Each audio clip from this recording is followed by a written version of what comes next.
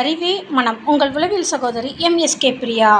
பெண் குழந்தை வளர்ப்பதில் கவனம் தேவை. அதாவது ஒரு பெண் குழந்தை வீட்டில் மகாராணி. ஆனால் இன்னொரு வீட்டுக்கு திருமணமாகி போகிறப்ப அது பொறுப்புகளை ஏற்று செய்யக்கூடிய நிலையில் உருவாக்க வேண்டியது பெற்றோர்களுடைய கடமையாக இருக்குது. ஆனால் இன்றைய பெற்றோர்களின் வளர்ப்பு முறை ஜாலியாக இருக்கணும், என்டர்டெயின்மெண்ட்டாக இருக்கணும்னு சொல்லி எந்தவித பொறுப்பையும் ஏற்றுக்கொள்வதில்லை. அந்த குழந்தைகளுக்கும் பொறுப்பை ஏற்றுக்கொள்ள கற்றுக் கொடுப்பதில்லை. ஒரு திருமணமாகக்கூடிய பெண்ணுக்கு கூட சொல்லிக் கொடுக்கும் விதங்கள் மிகவும் தவறுதலாக கூட இருக்குது. இது கண்கூட பார்த்து கொண்டும் இருக்கின்றோம். அப்போது நீ கணவரை அடிமைப்படுத்த வேண்டும் என்று வார்த்தைகள் மறைமுகமாக அந்த பெண் குழந்தைகளுக்கு பதிவேற்றப்படுகின்றது. அந்த பெண் குழந்தையும் தன்னுடைய லைஃப் பார்ட்னர் என்று பார்ப்பதில்லை. ஒரு அடிமையான ஒரு ஆளாகவும் தனக்கு தேவையை பூர்த்தி செய்யக்கூடிய ஒரு நபராகவும் பார்க்க ஆரம்பித்து விடுகிறார்கள். இதனுடைய விளைவு ஒரு வாழ்க்கையில் மகிழ்ச்சி இல்லாத வாழ்க்கை, குழந்தைகளிடத்தில் அன்பு அனுசரணை இல்லாத வாழ்க்கை இழப்பு, இது போன்ற பாதிப்புகளை உண்டாக்குது. சில பெண்களுக்கு உண்மையிலேயே இது இப்படித்தான் இருக்கின்றது. பல பெண்களை பார்க்கின்றோம், வாழ்க்கையில் இழப்பு, வாழ்க்கையில் விரக்தி, ஏதாவது செய்து கொள்ளலாம், ஏன் வாழ வேண்டும் என்ற உணர்வுகள் அதிகமாக. ஏனென்றால் ஆரம்ப காலகட்டத்தில் ஜாலியாக இருந்த வாழ்க்கை திருமணத்திற்கு பின்பு இதுபோல் இல்லை என்பதுதான். அப்போ ஒரு பெண் திருமணமாகி போனதுக்கப்புறம் தன்னுடைய பெற்றோர்களை எப்படி பார்க்கிறார்கள், இவர்களுக்கு என்னெல்லாம் சொல்லிக் கொடுத்தார்கள், அதன் அடிப்படையில் தான் அந்த பெண் அங்கே போய் இயங்குறாங்க.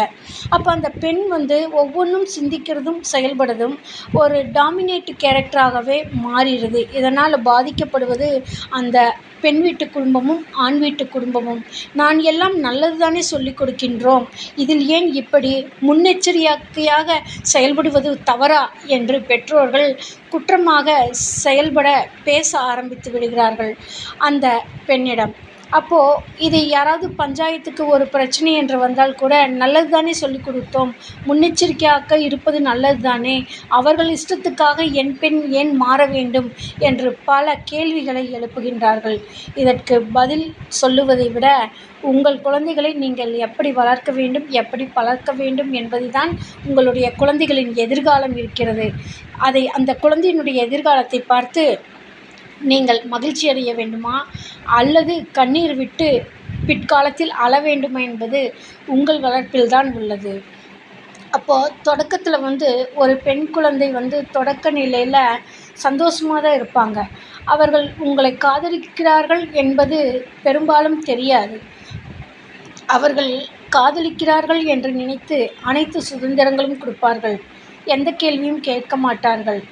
வருமானத்தை பற்றி அனைத்தையும் சொல்லுவார்கள். ஆனால் ஒரு பிரச்சனை வரும்பொழுது தான் தெரியும் தான் ஏமாந்து விட்டோம் என்பது. பொறுப்பு உணர்வு இல்லாமல் செயல்படும் ஒரு பெண்ணிடம் எவ்வளவு பணம் கொடுத்தாலும் அது ஒன்றும் இல்லாததாக ஆகிவிடும். இது பெண் வளர்ப்பில் ஏற்பட்ட பாதிப்பு தானே தவிர அந்த பெண்ணுக்கு உடனடியாக வந்தது அல்ல.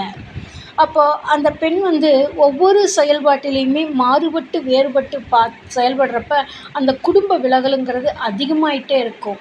அப்போ பணம் குறையும் போது மட்டும்தான் தெரியும் பிரச்சனை வரும், நோய்வாய்ப்படும்போது பிரச்சனை வரும், தன்னை யாரும் கவனிக்கலைங்கிற குற்றச்சாட்டுகள் வைப்பாங்க, என்னிடம் பேசுவதற்கு கூட அந்த வீட்டில் யாரும் இல்லை என்று கூட குற்றச்சாட்டுகள் வைப்பாங்க.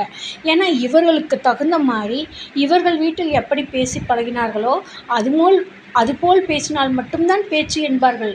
இப்போ பெண் வீட்டில் ஒரு சுதந்திரமாக ஜாலியாக என்டர்டெயின்மெண்ட் பர்சனாக வாழ்ந்திருக்கலாம். ஆனால் ஒரு கணவன் வீட்டில் ஒரு கட்டுப்பாடு வாழ்க்கையாக இருக்கும். பணம் ஒரு கட்டுப்பாட்டுக்குள்ளே ஒரு சேவிங் அடிப்படையில் இருப்பாங்க. ஆனால் பெண் வீட்டில் வளர்ப்பு இன்றைக்கி லைஃப் இன்றைக்கி என்ஜாய் பண்ணணும், அதுக்கு எவ்வளோ செலவானாலும் சரி என்று ஒரு வளர்க்கப்பட்ட பெண்ணாக இருந்தால் அந்த குடும்பத்தில் போய் இணையிறது கஷ்டம். அப்போ அங்கே போய் அந்த உணவு எனக்கு பிடிக்காத உணவு செய்கிறாங்க, என்னை சாப்பிட கூப்பிடல, எனக்கு தேவையானது செய்து கொடுக்கல, நான் பட்னி இருக்கிறேன்னு சொல்லி கம்ப்ளைண்ட் சொல்ல ஆரம்பிச்சிடுறாங்க. உண்மை நிலவரம் என்ன என்பதே தெரியாமல் போகிறது. அப்போது பெரும்பாலும் திறன் அந்த பெண்ணிடத்தில் இல்லாதனுடைய விளைவு, அந்த பெண் தான் நினைத்தது மட்டுமே சரி என்றும், கணவனை ஒரு கைதியாக அடக்க வேண்டும் என்றும் நினைப்பதும், அந்த குடும்பமே எனக்கு கண்ட்ரோல் ஆகணும், தான் சொல்லுவது அவர்கள் புரிந்து கொண்டு அவர்களெல்லாம் மாற வேண்டும் என்று நினைக்கக்கூடிய நிலைக்கும் கூட தள்ளிவிட்டுருது. இதனால தான் பெரும் குடும்பங்கள் விலகி வாழ்ந்துட்டுருக்குது. அப்போது ஒரு தொடக்கத்தில் ஒரு கணவன் அன்பா அக்கறையா பேசுவது இருந்தாலும், அந்த பெண்ணும் அப்படி இருந்தாலும், ஆனால் பெண்ணினுடைய எண்ணத்தில் சிந்தனையில் இவர்களெல்லாம் சுயநலத்திற்காக தான் செயல்படுகிறார்கள் என்ற எண்ணத்திலேயே செயல்பட்டு கொண்டிருப்பார்கள். ஆனால் சில நேரங்களில் அது காதல் இல்லை என்பது, அன்பு இல்லை என்பது புரிந்து கொள்வதற்கு பல காலங்கள் கூட ஆகிவிடுகிறது. ஒரு சிலருக்கு உடனேவே தெரிந்து விடுகின்றது. உங்கள் நண்பர்களிடத்தில் இதை பற்றி சொன்னாலும் கூட, என் குடும்பத்திலும் அப்படிதான், என்ன செய்வது என்று புலம்ப ஆரம்பித்து விடுகிறார்கள். இதற்கெல்லாம் என்ன தீர்வு, எப்படி இதை சரி செய்வது என்பதற்கான தேடுதலை தேடும் பொழுதுதான் தன் நம்பிக்கை சார்ந்த எண்ணத்தில் செயலில் தேட ஆரம்பித்து விடுகிறார்கள், புலம்ப ஆரம்பித்து விடுகின்றார்கள். குடும்ப பிரச்சனையை தெரிந்தவர்களிடத்திலெல்லாம் பேச ஆரம்பித்து விடுகிறார்கள். தேடுதல் வேறு மாறி சென்று பல பிரச்சனைகளை மேலும் அதிகமாக்கிக் கொள்கின்றார்கள். அப்போது நீங்கள் எதிர்பார்க்கிறது எல்லாமே நடந்தால் எல்லாமே இருக்குமா அப்படின்னா, அப்போது ஒரு பெண் எப்படியெல்லாம் இருந்தால் நல்லா இருக்குங்கிறது தெரியாமல், அந்த பெண்ணை புரிந்து கொள்வது என்பது மிகவும் கடினம், கஷ்டம். எதை சொன்னாலுமே பிரச்சனையாக மட்டும்தான் ஏற்றுக்கொள்வார்கள். ஒரு மீடியாவில் கூட வந்திருந்தது, அந்த பெண் காலையில் 12 மணிக்கு தான் எழுந்திருப்பாங்க. இதை அந்த தாயார் பெருமையாக சொல்கிறார்கள். என் பெண் 12 மணிக்கு தான் எழுந்திரிப்பாங்க, எந்த வேலையும் செய்ய மாட்டாங்க, எல்லாமே நாங்கள் செஞ்சு கொடுக்கணும். அப்போ அந்த பெண் புகுந்த வீட்டில் போய் எப்படி நடந்து கொள்வார்கள், சிந்தித்து பாருங்கள். இது பேசுவது பெருமைக்காக இருக்கலாம், ஆனால் நடைமுறையில் ஒரு அனுசரணை வேணும். கணவன் மனைவி உறவில் அனுசரணை இருந்தால்தான் அந்த குடும்பம் மேன்மையடையும். இதை ஏன் இப்படி லேட்டாக எந்திரிக்கிறாய் என்று கேட்டால் பிரச்சனை, ஏன் உனக்கு சமைக்க தெரியாதா என்று கேட்டால் பிரச்சனை, ஏன் இது பொறுப்பெடுத்துக்க தெரியாதா என்று கேட்டால் பிரச்சனை. அப்போ தன்னை கேள்வியே கேட்கக்கூடாது என்று வளர்க்கப்பட்டதனுடைய பிரச்சனை தான் இதெல்லாம் அந்த பெண்ணுக்கு பாதிப்பை உண்டாக்குகிறது. அப்போ ஒரு லைஃப் பார்ட்னர் புகார் சொல்லாத வரைக்கும் பிரச்சனை இல்லை, தியாகத்தை செய்து கொண்டே இருந்தால், அனைத்தையும் அனுசரித்து இந்த பெண்ணுக்கு தகுந்தால் போல் நடந்து கொண்டிருந்தால் அங்கு பிரச்சனை இல்லை. இந்த பெண் எதெல்லாம் எதிர்பார்க்கிறாரோ, ஒரு சின்ன சின்ன விஷயம், பூ வைக்கிறது, பூ வாங்குவதாக இருக்கலாம், வெளியில் அழைத்து செல்வதாக இருக்கலாம், காலையில் பெட் காஃபி பெட் டீ கொடுப்பதாக இருக்கலாம், யாராவது சமைத்து கொடுப்பதாக இருக்கலாம், வீட்டு வேலைக்கு ஆட்கள் நியமிப்பதாக இருக்கலாம். இதெல்லாம் பூர்த்தி அடைந்து விட்டால் அங்கு பிரச்சனை இல்லை. அந்த பெண் சொல்வதையெல்லாம் ஒத்துக்கொண்டால் பிரச்சனை இல்லை. உங்கள் குடும்ப விசேஷத்துக்கு நான் வரவில்லை என்றால் அதை கணவன் ஏற்றுக்கொண்டால் பிரச்சனை இல்லை. ஏன் வரவில்லை என்று கேட்டால் அங்கு பிரச்சனை. இது போன்ற சின்ன சின்ன பிரச்சனைக்கெல்லாம் பெரிய விவாகரத்து அளவுக்கு சென்று குடும்பமே சிதைவடைந்து விடுகின்றது. அப்போது இந்த பெண் சொல்லுவது, என்னை துரோகம் செய்து விட்டார்கள், என்னை பேசி மயக்கிவிட்டார்கள், இவர் பேச்சுக்கு அடிமையாகிவிட்டேன் என்று மறுபடியும் அவர்கள் மீது குற்றம் சொல்கிறார்களே தவிர உண்மை நிலையை யாரும் புரிந்து கொள்வதில்லை. அப்போ பெண் மட்டும்தான் பிரச்சனையான சில ஆண்கள் மீதும் பிரச்சனை இருக்கின்றது.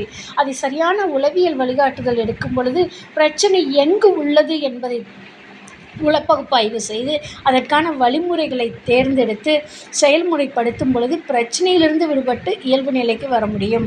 இப்போ ஒரு பெண் திருமணத்துக்கு அப்புறம் ஹஸ்பண்டு பேசுகிறது பிடிக்கல, ஹஸ்பண்டு சிரிக்கிறது பிடிக்கல, அவரோட ட்ரெஸ் கோடிங் பிடிக்கல, அவர் என்டர்டெயின்மெண்ட்டாக இருக்கிறது பிடிக்கல, நான் இந்த மாதிரி லைஃப் ஸ்டைலில் வாழலைங்கிறது குற்றச்சாட்டு. அப்போ இந்த மாதிரி இருக்கக்கூடிய அந்த பெண்ணை முறைப்படுத்தணும், சரிப்படுத்தணும். அந்த கணவன்கிட்ட இருக்கும் ஒரு சில விஷயங்களையும் முறைப்படுத்தணும். அப்போ இதுக்கு மேரேஜ் கவுன்சிலிங் அப்படின்னு சொல்லக்கூடிய தெரப்பியூட்டிக்காக ஒரு ப்ரொஃபஷனல் தான் தேவைப்படுவாங்களே தவிர, இதை பஞ்சாயத்து வைத்து இரு பெற்றோர்களும் உட்காந்து, நீங்கள் ஏன் இப்போ ட்ரெஸ் பண்ணுறீங்க, அது என் பிள்ளைக்கு பிடிக்கல, மாற்றிக்கோங்க அப்படின்னா, அதே மாதிரி அவர் குற்றச்சாட்டு சொல்லாமல்ல, காலையில் எழுந்து உங்கள் பெண் எதுவும் செய்ய மாட்டேங்கிறா, இதை செய்ய சொல்லுங்கன்னா, அது என் பெண், அவள் வேலையெல்லாம் செஞ்சு பழக்கமில்லை, கொஞ்சம் அட்ஜஸ்ட் பண்ணிக்கோங்க அப்படின்னு சொல்லி இப்படி தான் சொல்கிறாங்களே தவிர, உண்மையான அந்த பிரச்சனைக்கான தீர்வு வழிமுறைக்கு வர்றதில்ல. இது பல 100 ஆண்டுகளுக்கு முன்னாடியே மேரேஜுக்கு வரக்கூடிய பிரச்சனைகள் என்னென்ன இருக்குது, ஒவ்வொரு வார்த்தைகள் எப்படி அவர்களை இயக்குது, எப்படி செயல்படுத்துது, இதுக்கு கவுன்சிலிங், ஒரு மேரேஜுக்கு கவுன்சிலிங் கொடுக்கணும். அந்த திருமணத்திற்கு தயார் செய்து தான் அவர்களுக்கு திருமணம் செய்ய வேண்டும் என்று பல நிபுணர்கள் சொல்லியிருக்கிறார்கள். ஆனால் அது இன்று வரைக்கும் நடைமுறையிலேயே இல்லை. ஜாதகம் பார்த்தால் சரி வரும், காலம் நேரம் வந்தால் சரி வரும், கட்டம் விட்டம் வந்தால் சரி வரும் என்று மூட நம்பிக்கையிலேயே சென்று கொண்டிருக்கிறார்கள். அது உங்களை முடக்கி கொண்டிருக்கிறது என்பது தெரிவதே இல்லை. அப்போ இந்த பெண்ணுக்கு பிரச்சனை எங்கிருந்து வந்தது, எப்படி வந்ததுன்னா, இந்த பெண்ணோட திருமணத்திற்கு முன்னாடி இந்த பெண் ஒரு ஆடம்பரத்தில் மற்றவங்களுக்கு ஈக்குவலாக, அவங்க லைஃப் ஸ்டைலை விட இவங்க ஈக்குவலாக இருக்கணுங்கிறதுக்காக பல செயல்பாடுகள் செஞ்சுருப்பாங்க பெற்றோர்கள். அப்போ பெற்றோர்களோட பிரச்சனைகள் கூட நாங்கள் எல்லாம் ஓப்பனாக இருக்கிறோம், என்னுடைய பெண் குழந்தையோ ஆண் குழந்தையோ இதெல்லாம் கேட்டு தெரிஞ்சு வளர்ந்துக்கிட்டாங்கன்னா இவங்க லைஃப்பில் இது மாதிரி எல்லாம் இல்லாமல் வாழ்வாங்க அப்படின்னு சொல்லி எல்லா பிரச்சனைகளையும் A to Z அந்த பெண்ணோ ஆணோ அந்த குழந்தைகளிடத்தில் சொல்லி உட்கார வச்சு நடுநிலைப்படுத்தி வாழ்கிறாங்க. பல நேரங்களில் சஜஷன் கூட எடுத்துக்கிறாங்க. என் பொண்ணு ப்ரில்லியண்ட்டாக சொல்லுது, சூப்பர் அப்படின்னு சொல்லி. அப்போ வாழ்க்கை இங்கேயே அந்த பெண்ணுக்கு ஒரு 17 வயது கூட ஆகவில்லை, 15 வயது கூட ஆகவில்லை, ஏன் 10 வயது கூட ஆகாத பெண் குழந்தைகளிடத்துலையும் கூட இந்த மாதிரியெல்லாம் நடுநிலையில் உட்கார வச்சு பேசி என் குழந்தை ப்ரில்லியண்ட்டாக சஜஷன் சொல்லுதுன்னு சொல்லி எடுத்துக்கிறாங்க. அப்போ அந்த குழந்தை திருமணத்துக்கு அப்புறம் எப்படி நடந்து கொள்ளும்? அப்போ பிரச்சனை எங்கே ஸ்டார்ட் ஆகுதுன்னா பெற்றோர்களிடத்துலேருந்து தான் முதல்ல ஸ்டார்ட் ஆகுது. அப்போது ஒரு திருமணத்துக்கு முன்னாடி மேரேஜ் ஃபிட்னஸ் ப்ரீ மேரிட்டல் கன்சல்ட்டிங்கிறது அவசியம்.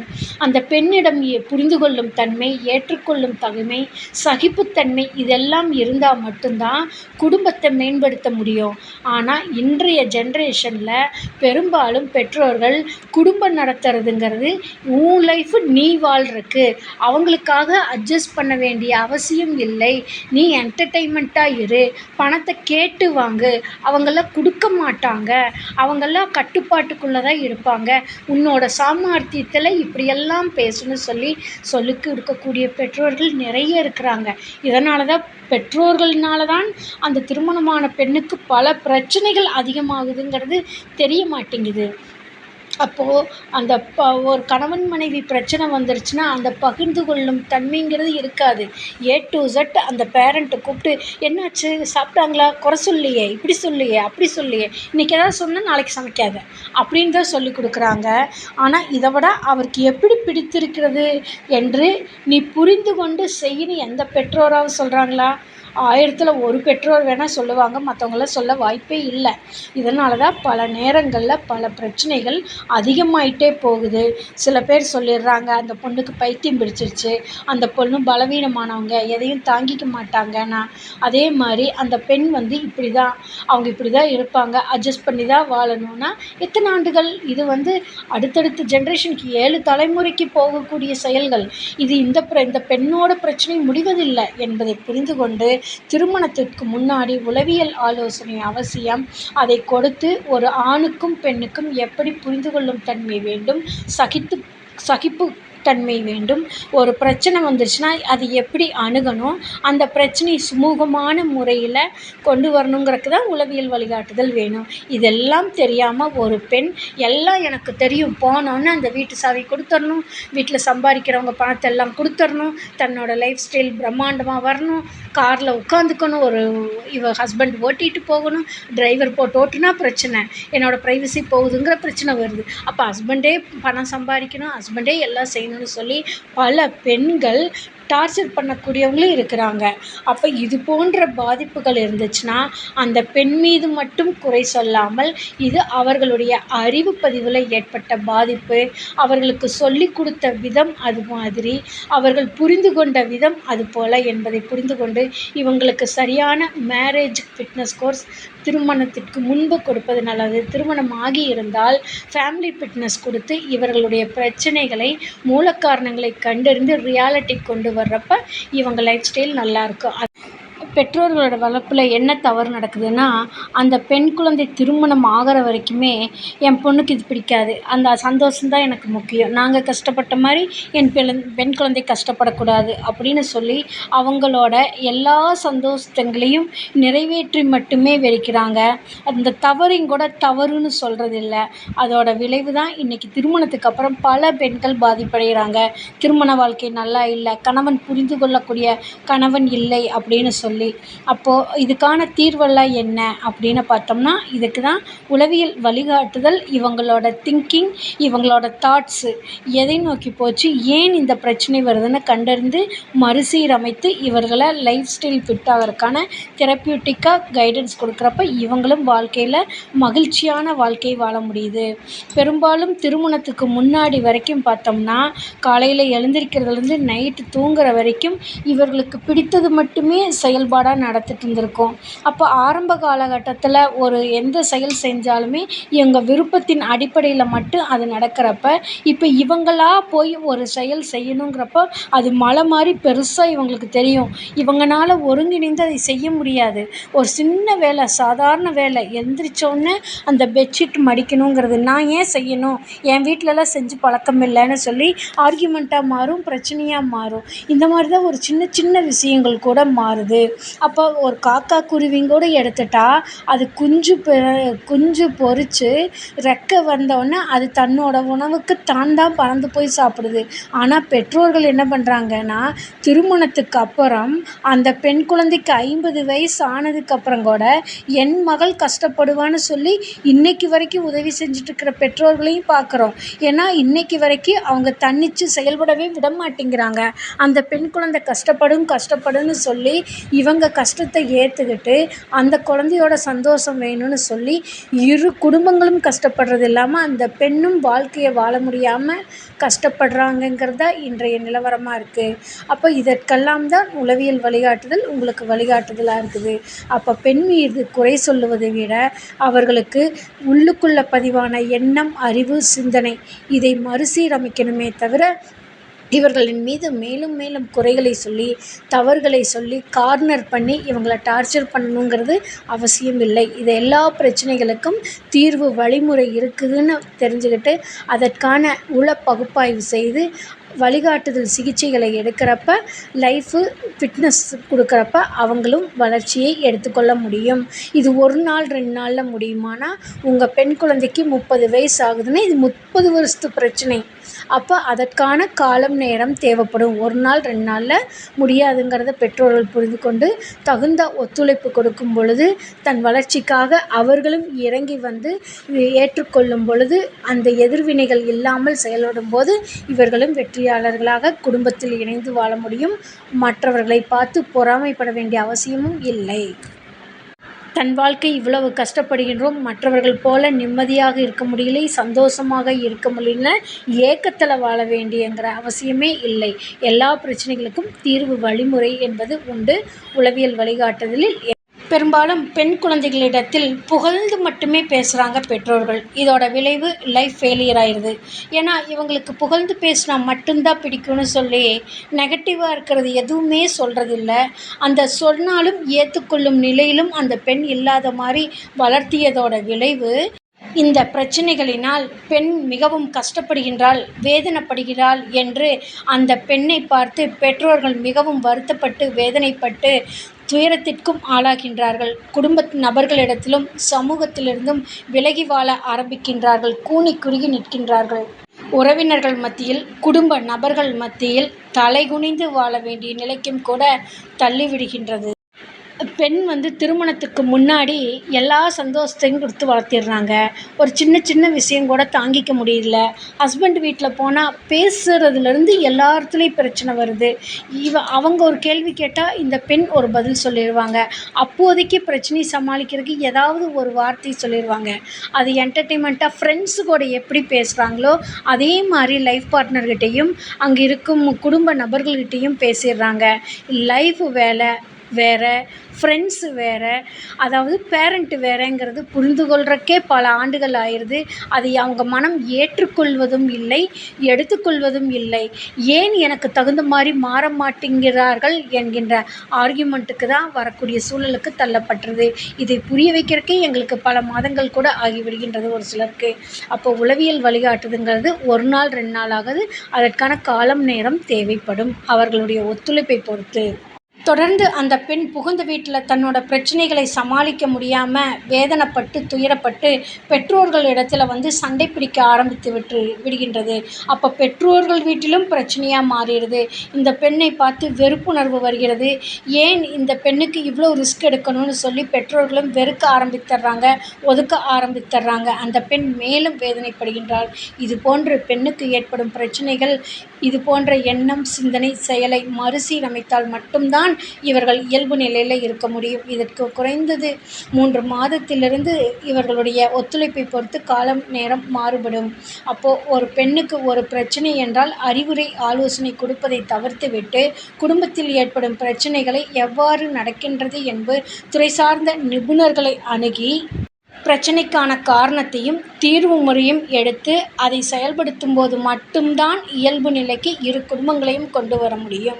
அதற்கு தான் எங்களுடைய நிறுவனம் வாழ்க்கைக்காக முதல் கிளினிக் ஆரம்பித்து ஒரு தனி மனிதனின் வாழ்க்கையில் ஏற்படக்கூடிய சாதகம் பாதகம் இவற்றினை கண்டறிந்து மறுசீரமைத்து வெற்றியை நோக்கி வளர்ச்சியை நோக்கி மேம்படுத்துவதற்கான கல்வி, பொருளாதாரம், உளவியல் ஆரோக்கியம், சமூக அந்தஸ்து இவற்றில் வெற்றியடைய, மேன்மையடைய, வளர்ச்சியடைய எங்களுடைய MSK லைஃப் கிளினிக் ஃபவுண்டேஷனில் MSK மைண்ட்செட் நாலேஜ் தெரப்பியில் MSK மென்டார்ஷிப் புரோகிராமில் கொடுத்து கொண்டு வருகின்றோம்.